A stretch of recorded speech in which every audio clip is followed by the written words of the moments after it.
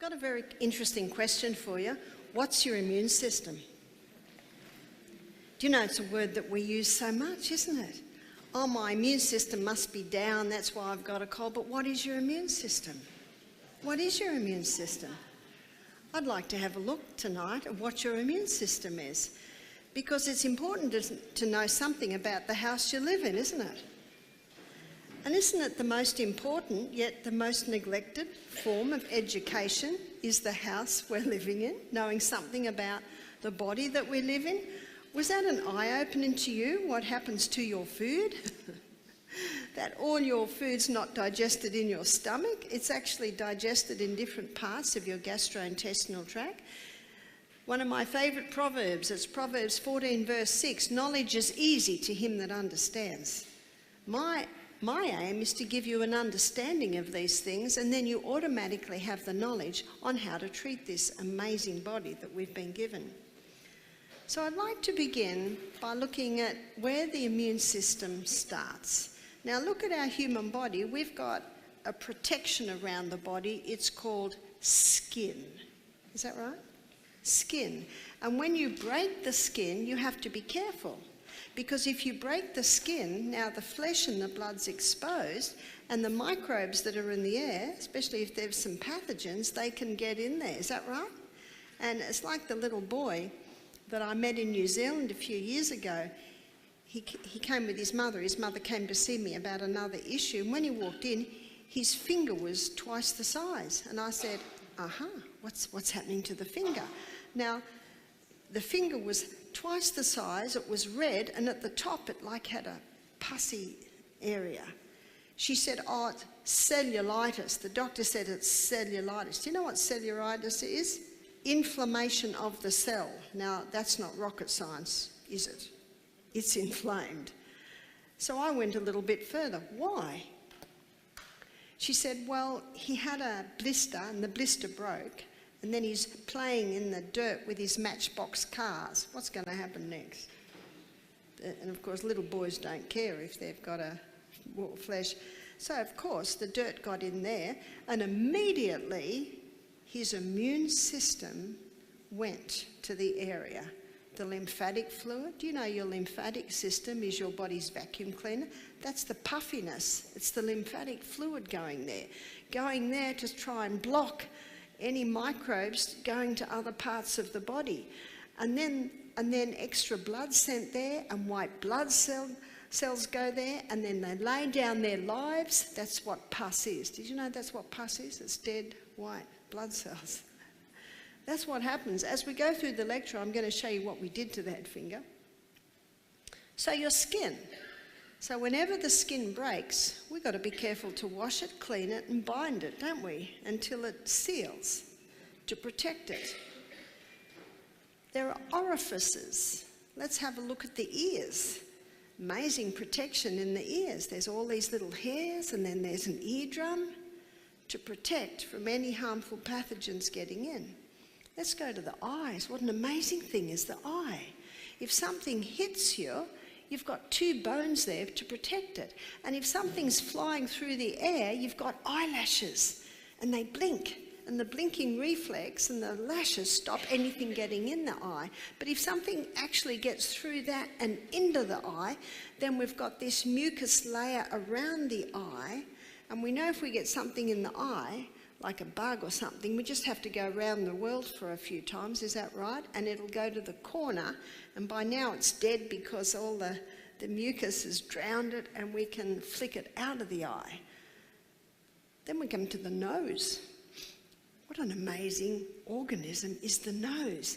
Did you know that in the nose there are all these little hairs? And in the nose it's like a cave with all these little cavities.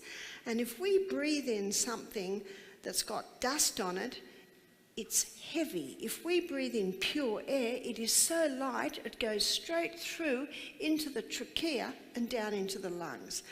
But if it's got a bit of dust or something on it, it's heavier. So when it comes into the nose, it starts ricocheting around all those little cavities. It shoots backwards and forwards to drop off the dust. then it becomes light and it goes back down the trachea and into the lungs. And then at the end of the day, we blow our nose, is that right? Especially we've been digging in the garden. So those hairs there are there to trap any dust or things like that are on it. And then we come to the mouth. Do you know there's no hairs in your mouth?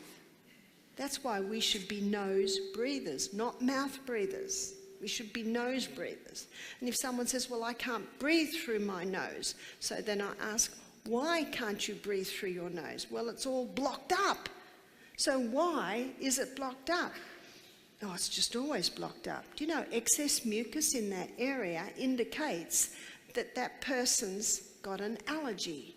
It might be to an allergy to a chemical. It might be allergy to a mould maybe they're breathing in, or it could be an allergy to the food they're eating. And the three most common allergens are wheat, the hybridised wheat of today, dairy and refined sugar. So one of the most common symptoms of someone having an allergy is their constant mucus, constantly blowing their nose. That should not be. You see, the body creates mucus to protect the mucous membranes from something they've got an allergy to.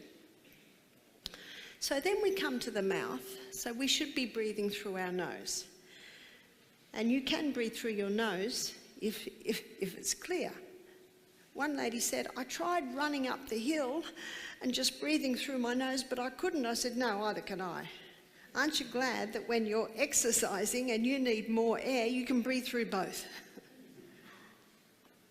So let's go into the mouth. And you'll find in the mouth, there's bacteria in the mouth. There's a lot of mucus in the mouth. And that also can trap any pathogens. And let's swallow and get down into the stomach. Down in the stomach, and we just looked at that, there is a major part of your immune system. It's called hydrochloric acid. And if any harmful pathogens get into your stomach, your hydrochloric acid can wipe it out. The hydrochloric acid has quite a few roles. But what say your hydrochloric acid is low, and what say your gut bacteria is low? Do you remember when we went down into those areas, then harmful pathogens can get into the blood. And now the harmful pathogens are in the blood. And then rises up what most people see is the main part of their immune system, which is your white blood cells. Have you heard of your white blood cells? We all have white blood cells, and there's one white blood cell to about 10,000 red blood cells. And there are 5 different types of white blood cells. So 62% of our white blood cells are neutrophils.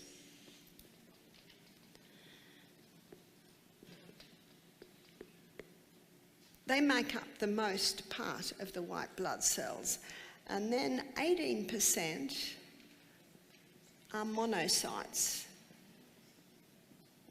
That's another type of white blood cell. And then 16% are made up of lymphocytes. Now lymphocytes,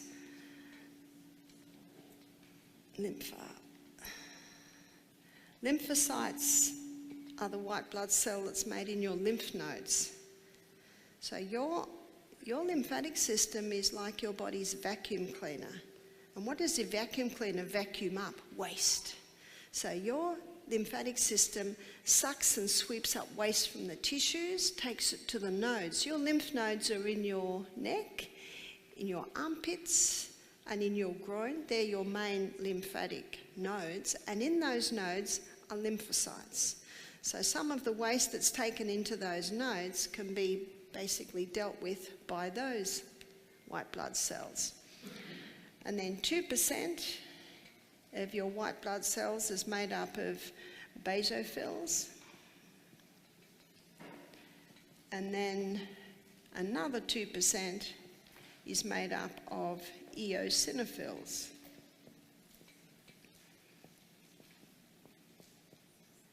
So that's your white blood cells. They're your internal army. And they are designed to wipe out any harmful pathogens that may get into your blood.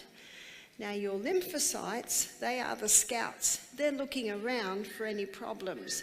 And when they see a problem, they can call on the neutrophils and the monocytes to come along, and they use hydrogen peroxide to actually wipe out any of the problems. And they envelope them and wipe them out, and they actually die when the pathogen is killed. That's why the little boy had that pus there, because a lot of white blood cells had gone there to deal with what was coming in on the dirt. That's what pus is.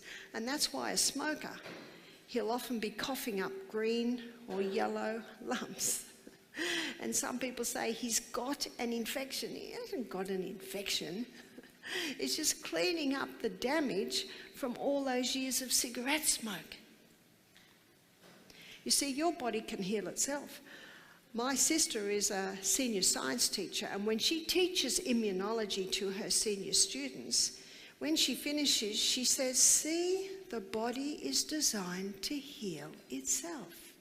So when we've got any type of problem in the body, what makes sense is to boost your white blood cells. That makes sense, doesn't it?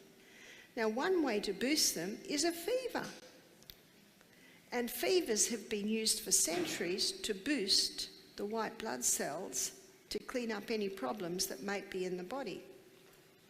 So at Misty Mountain Health Retreat, every afternoon our guests go into a steam sauna. And the steam sauna, usually the temperature sits at around 46 degrees, and you get very hot. And we give you a bucket of cold water with a little face cloth in it, and you can keep your head cool, because the only part of your body that doesn't like getting hot is your head, your brain. And about every 10 minutes, you can get out of that hot, run down the steps and dive into the mountain stream. And if you're not agile enough to run down the steps, there is a cold shower that you can do there. Some people say, cold shower? I said, you're wanting one because you get so hot.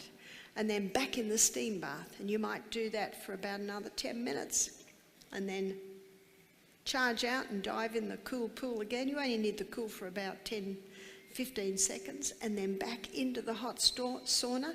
Now, by the time you've been 10 minutes in the third session of heat, your body temperature is usually up to about 40 degrees. That's a fever, yeah? Now, when your body is up to a fever state, and remember, the only part of your body that doesn't like getting hot is your brain. And because you're running and diving in the mountain pool and then running back and keeping the head cool, your brain keeps quite good. So when your body temp gets up to 40 degrees, your white blood cells sometimes can triple. Your metabolic rate increases by 400%. Wow. Do you know what that means? Healing increases by 400%. Your blood's zooming around your body. Now, why is your blood the healer? Let's have a look at blood. Why is it the healer, or the life of the flesh? It contains red blood cells, and it contains white blood cells. And they're your white blood cells there. So what does the red blood cells contain? They carry oxygen. Oxygen, the most vital element needed for life. Cancer cannot live in the presence of oxygen. Makes a lot of sense to boost oxygen. Right? Red blood cells also carry your nutrients.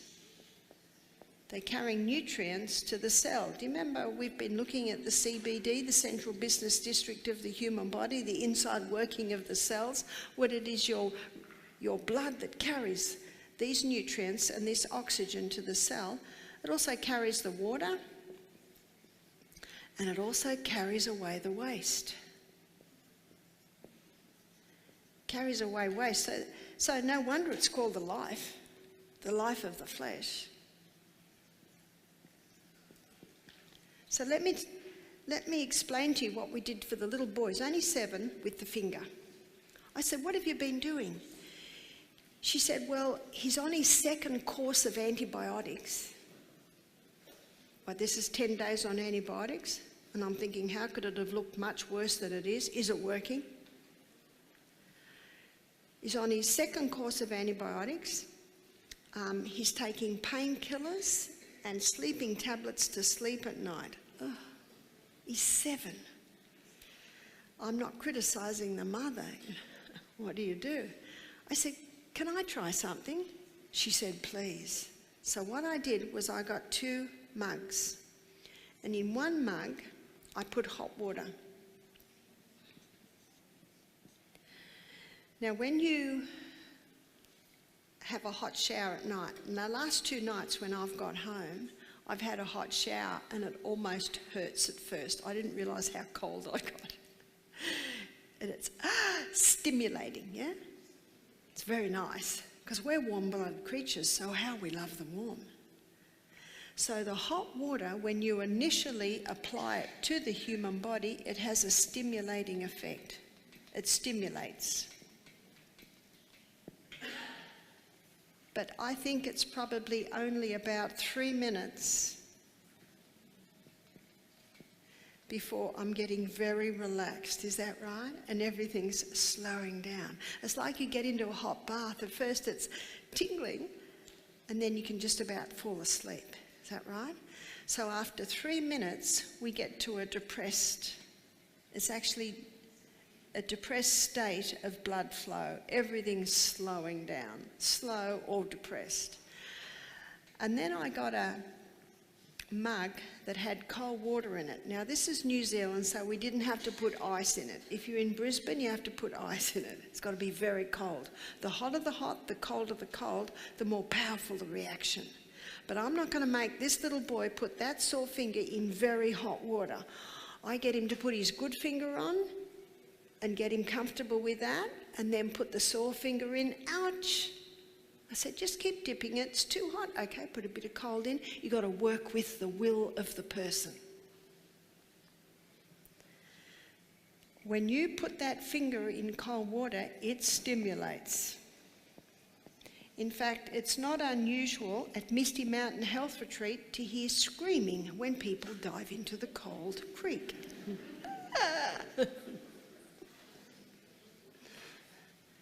Agreed? It stimulates. It takes 30 seconds once you're in the cold before we get to a depressed state of the blood.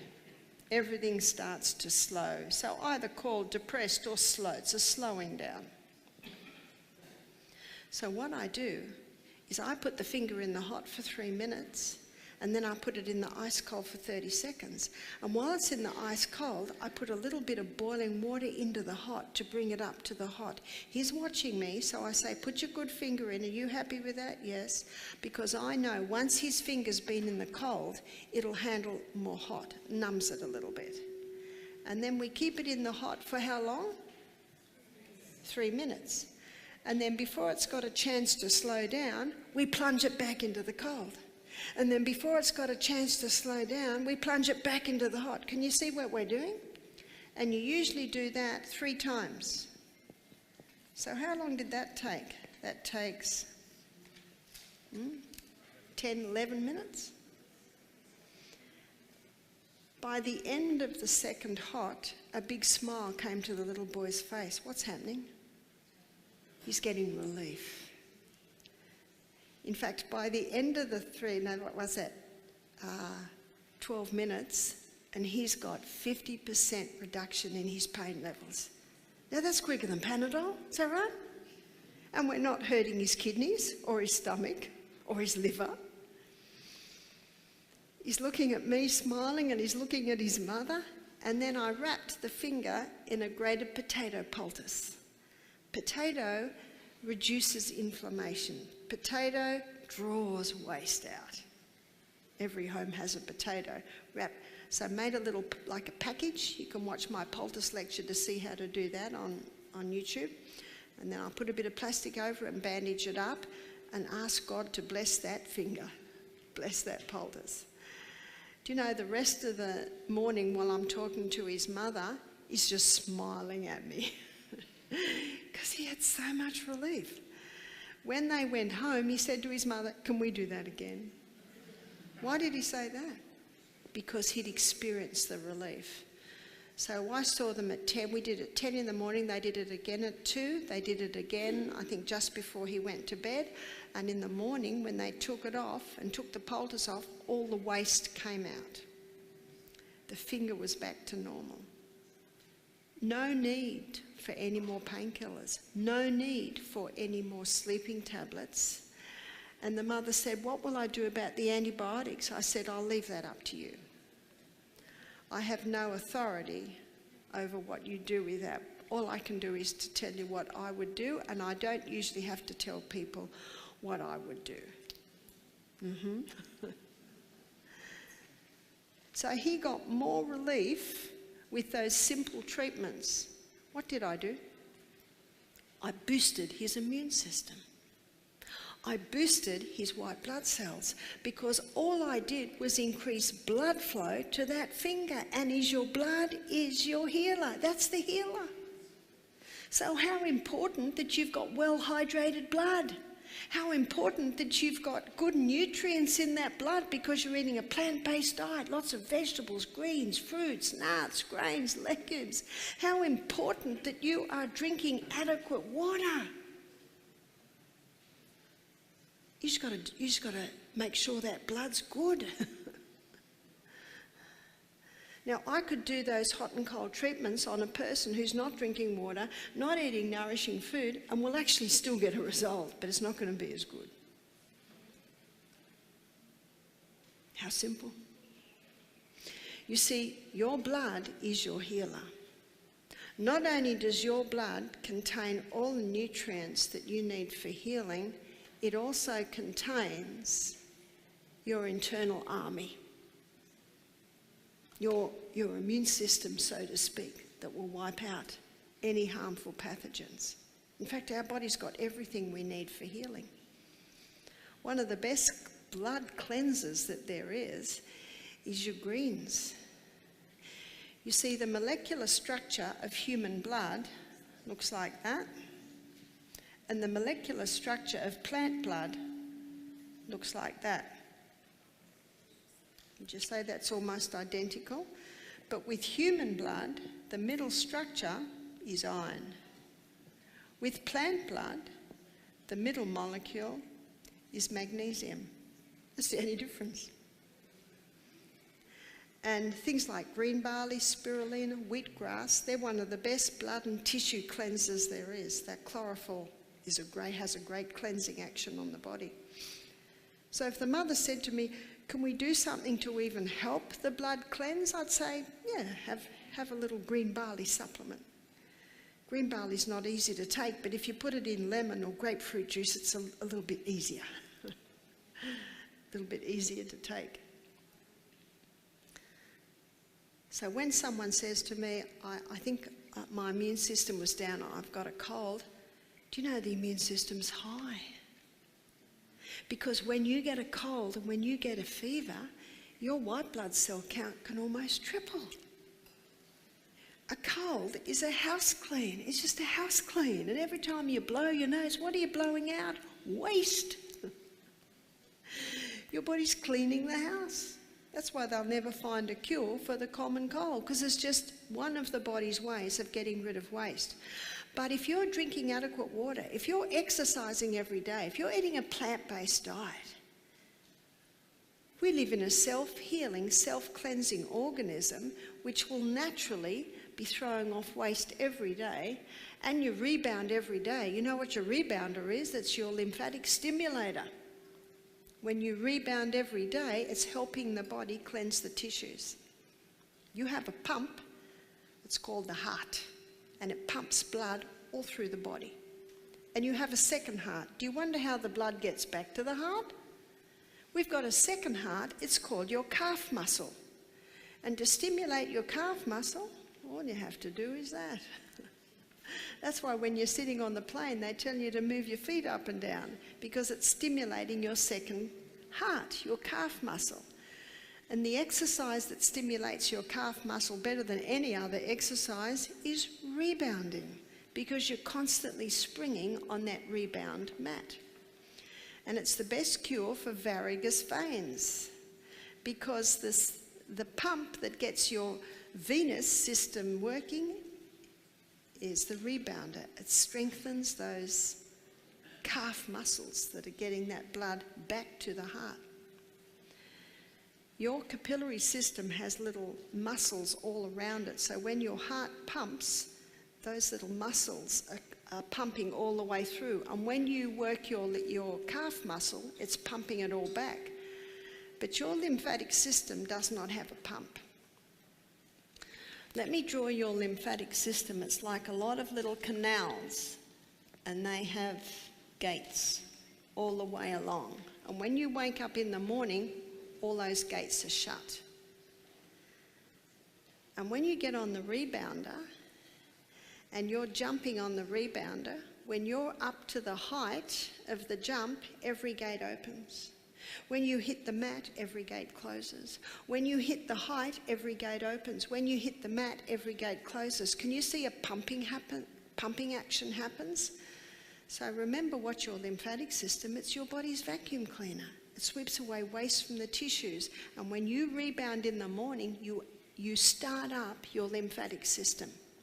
And all you have to do is walk from the kitchen to the lounge room, scratch your head. Just all these little activities keep that lymphatic system going all through the day.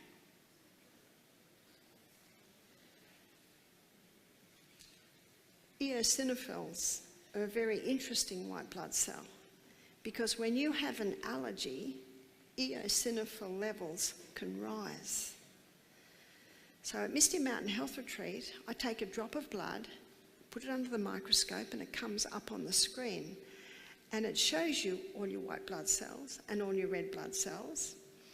And if a person has an allergy to wheat, dairy, you will see more eosinophils. So in that drop of blood, I should see about 2 eosinophils. And eosinophils you can tell because they light up like a little light on a Christmas tree, compared to the other white blood cells that are a duller white, because we have a dark field condenser, and so you've got a black background, so the white blood cells really light up.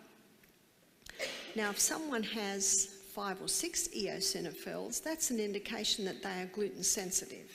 If they have 10 eosinophils, they are intolerant to gluten. If they have 16, 17, 18 eosinophils, they are celiac. So that's a severe intolerance.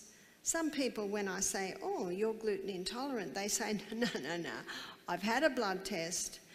Or some people even have a biopsy of their colon, please don't do that, to test for celiac.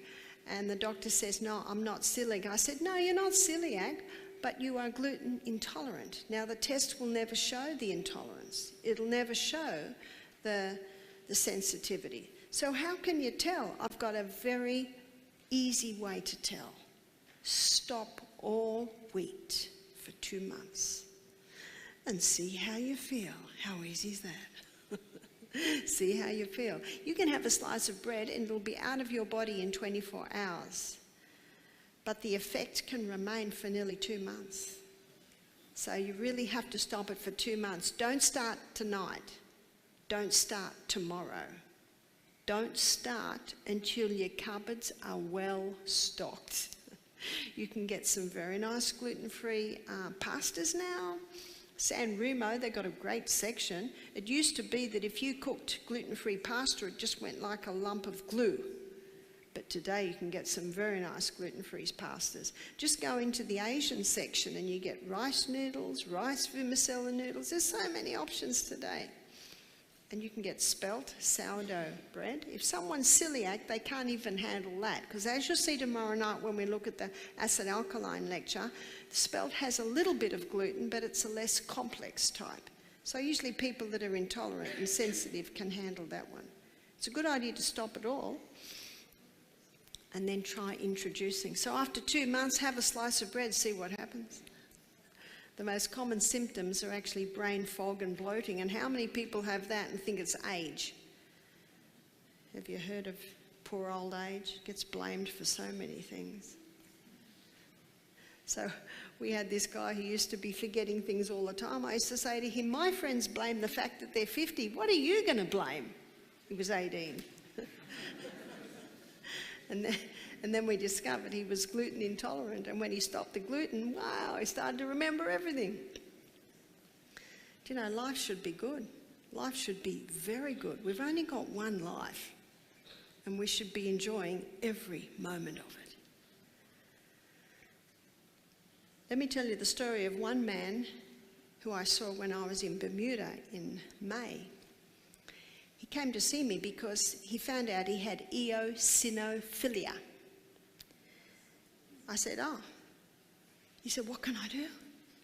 I said, do you know what a rise in eosinophils is caused from? A gluten and a dairy intolerance. I said, just stop the gluten and the dairy. He says, is that it? I said, yeah, but give it 2 months. I looked at the slide of one guy and he had 10 eosinophils, and I said, wow, you've got an intolerance. He said, this is ridiculous. He said, I haven't even been eating it. And then he went, oh, the muffin on the plane. That was enough to bring it all up. So what's the best way to boost your immune system? The best way to boost your immune system is have a quick cold shower at the end of every hot shower. How simple is that? And you'll get used to it, and you'll go, don't worry about it. One lady said, Barbara, you say we've got to listen to our bodies, and my body says, don't have a cold shower after the hot. It doesn't like it. You see, we're warm-blooded creatures. Of course we're not going to like it, but it's just brief. Won't kill you. And it actually won't make you cold. So every day at Misty Mountain Health Retreat, I run up hills. That boosts the immune system. I get quite hot. On my way back home, I've got a little bag near the creek, and I jump in the cold creek. In the winter, I'm in there 7 seconds. I'm not in there long enough to get a cold. Dive out. Yeah, I dive out as quick as I dive in. And people are getting colds all the way around me, and I don't get them. In fact, when I was at Misty Mountain 2 weeks ago, I got a cold for 4 hours. Don't you love it?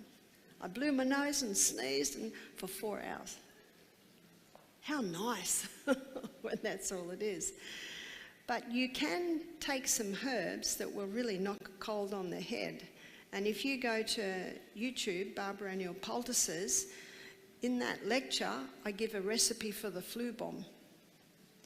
Now, the flu bomb contains garlic, ginger, lemon, honey, eucalyptus oil, and cayenne pepper. Got that? And if you take that 3 times a day, your cold will not last very long. Did you know that on the packet where the flu injections holds the flu injections, it states that this will not prevent the flu? So I do hope you don't have a flu injection, because it does have mercury in it. And we don't need to inject these things into our body, because the body's been designed to heal itself. And it will heal itself if you give it the right conditions. Are there any questions before we close? Yes.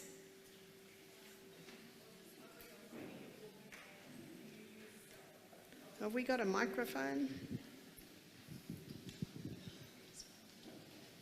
A microphone, there's one.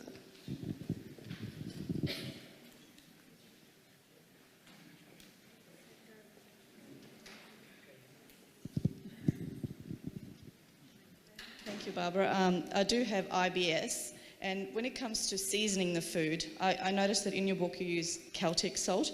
My kids and I use Himalayan salt and some savoury yeast flakes, and maybe sometimes we use some stock. Do we need to use all that, or is just Celtic salt sufficient? When I flavour foods, I use the Celtic salt. I don't use any stock cubes, because I've yet to find stock cubes that don't have hydrogenated vegetable protein or hydrogenated vegetable oils, which are other names for MSG. Do you know what they're using for a name they're giving to MSG now? Natural flavour enhancer. How scary is that? And I use fresh herbs. Grow your fresh thyme. Put them in just before you serve your meal. They're fantastic. I use good quality olive oils. And if I want a dish, maybe a soup, to have a bit more spark, I'll dissolve a little bit of miso into hot water, and that gives a richness to the soup. So use your fresh herbs, use your good quality salts and oils, and you will not need flavour enhancers. I never used yeast flakes because it is yeast. Any questions? Yeah. We'll just follow. We'll get to you. Hello Barbara, I'd like to thank you for your talks. Dale is my name. I've spent 47 years in horticulture, agriculture. I've watched the breakdown of a lot of our foods through our crops and all the rest. One of the key questions that I would like to ask you though, however, is with regards to water, how would you, or what would you suggest to the people here about how to purify their water? How to purify your water. Do you know the chlorine can be evaporated quite quickly by just, sitting it on the bench? In a few hours the chlorine is evaporated. It's the fluoride that's the hardest to get out. And my husband has started his own political party. It's called the Involuntary Medication Objectors Party, objecting against the government forcing parents to vaccinate their children when it's not proven that they prevent disease, but also objecting against putting fluoride in the water. A whole town will object to it, and yet they will still put it in the water. And the fluoride in the water is toxic, and it only hardens the outside of the teeth. So why do we have to drink it, and why do we have to bathe in it? You see, it defies reason. So how do you purify your water? Reverse osmosis is one process that will get the fluoride out, and they have developed those filtering candles now, those little units you can put in those ceramic water filter things, and they have developed one now that will get the fluoride out of the water. So you've just got to investigate to make sure the water you're drinking is pure water. Because I know that they are suggesting to us to drink more tap. They're at us all the time with regards to that. But what I have found over the years, in particular on our crops, we first started out with pretty much chlorination of water, and I've always looked upon it. They say that we shouldn't drink normal rainwater because that's hard water. And I can see the effect that's having not on only our animals but also on us as well. But then they went and added the fluoride, just as you're speaking of, and now they're adding ammonia and all that as well. And there is another one that I have detected that I haven't been able, I can never seem to remember it. But as I suggest to people, if it was me, I was brought up basically on reservoir water, dam water, boiled, case of liver fluke or anything like that, or some of the things that can get in dam water, or even some of the stream waters, depending. But yeah, I just, But can you see that if you drink rainwater or dam water and you've got strong hydrochloric acid, that actually wipes it out. So we're getting back to making sure you've got good hydrochloric acid too. But I think the body can cope better with microbes in water than it can cope with fluoride or ammonia or chlorine in water. So yes, it's a good point to make sure that you're drinking pure water. Thank you.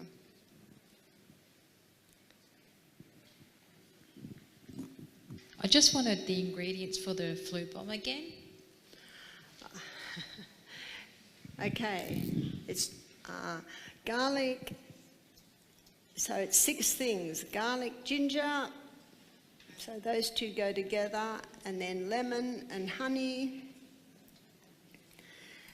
and eucalyptus oil, but remember only 1 drop of that, not half a cup, and cayenne pepper, as much as you can handle. And then you put that with a little hot water. There's the flu bomb. Yes? Is yogurt good for you? Is yogurt good for you? Yogurt is fantastic for you. But if it comes from unhealthy cows, it's not going to be good for you. But you can get some very nice coconut yogurts today. In fact, I've been having some for breakfast every day. Very nice. Another question?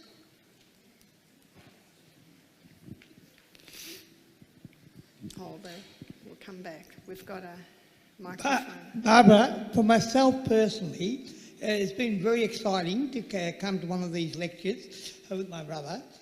We're becoming more and more conscious about what we're eating at home and that sort of thing. Because I suffer from diabetes, I just wanted to ask you, we've got some stevia. Is that okay to use? Stevia? Yeah. Yes. Can I have it with my cereal? Yes. Yeah, that's what I'll do. Because I'm going to try and get off refined sugars, no refined sugars, and I've cut down on caffeine. Fantastic. Fantastic. There was another question there. I had a question in regards to the circadian rhythms of the sun, and what is it that determines what's the best bedtime? Is it when the sun sets, or is it when the sun rises first thing in the morning? Light and dark signals are fed through the optic nerve to a control centre in the brain where your body clock communicates. And your body clock is your suprachiasmatic nucleus, you might know that, and that communicates with the pineal gland. So it's the light and dark signals that are resetting your circadian rhythm. And the figures are showing that at 9 p.m. to 2 a.m, that's when the hormones are released that are responsible for rest, rejuvenation, healing, house cleaning, anabolism, all of that's happening in those hours. And is it possible to use the blue light from your phone to adjust that time hour range to what best suits you? So if you were to use your phone, the blue light on your phone up until 9 p.m, and then you plan to go to bed at 10 p.m, could you change that 9 p.m. being the best time to 10 p.m. being the best time? Well, I've got some good news. In about 2 weeks it will be 10 p.m. But the blue light from the sunlight is the main setter of the circadian rhythm, and it is true that your technology gives off blue light, but it's a different frequency, and probably it is most dangerous at night because the body knows it's had the sunlight and now it needs that the night lights. So, no, sorry, you can't play with that one. Thank you very much. Hi Barbara. If we're going to attempt to grow our own vegetables and if the soil is depleted of nutrients, if we wanted to add a more healthier soil or a compost that doesn't contain mushrooms, you talked about that being a fungus. If we want to stay away from manures which are animal based, what would you recommend? The animal manures aren't a problem unless the animals have been given drugs. But the wonderful thing about the microbes in the soil is they can break all that down. And that's why your compost is so important. And there are companies that will make compost for you. And you can actually buy the compost. But you can make your own compost. You just have to have a place where you can actually put it. But it's the microbes in the soil that are transforming all those nutrients into usable nutrients by the plants. So that the key is the microbes in the soil, and that's what the compost gives you. But every time you grow a crop and you harvest it, you shouldn't put another crop in until you feed that soil, and the best is the compost. So all your manures should be composted, all your plants should be composted. Just in regards to that compost, with your compost bin, should that be in the sun or the shade or a bit of both? Oh, probably a bit of both. Yeah. Oh, good day, Barbara. A bit nervous, but got a question. Being in Australia, it is a meat-eating country. A lot of cattle and sheep, and even New Zealand will be a big meat-eating country. What recommendation per month should one eat? Well, I'm a vegetarian and I don't eat meat, so I actually don't advocate meat, but I do acknowledge that some people want to eat meat, and it is their choice to do that. But if they ask my advice, it must be organic. Because the animals today, they're given so many drugs. I mean, a lot of cows today, they don't even eat grass. And a lot of diseases happening because of the meat. The only way a human being can get away with eating meat and not be sick from it is to have a very small amount.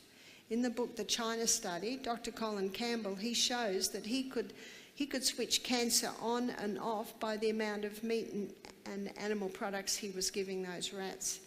So the only time that the cancer didn't turn on with animal products was when they ate 5% animal products, which is a very small amount. Okay, I'm given the sign that time is up.